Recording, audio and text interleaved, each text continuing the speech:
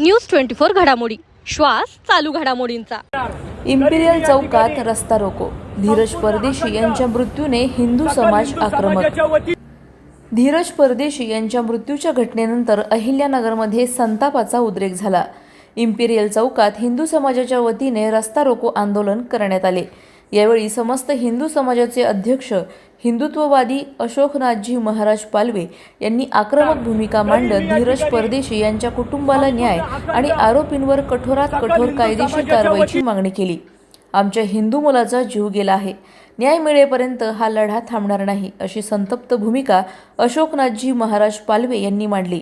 यावेळी नाथभक्त गौरवभाऊ चौधरी, दीपकभाऊ पालवे आणि पैलवान अक्षयदादा बारसकर यांच्यासह कार्यकर्ते उपस्थित होते।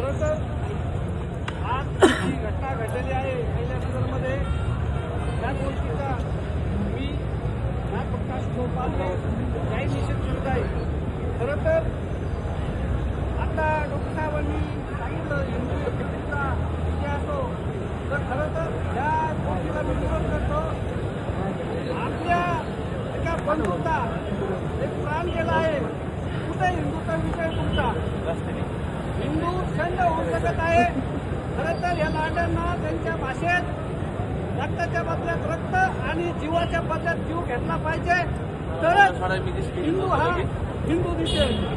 आज या लांड्यांनी जो आपला धर्मबंधू एक हिंदूचा एक पाठीला लावून त्याच्या कामावर असताना त्याचा जीव घेतला, तर खरं तर प्रशासनाला एक विनंती आहे,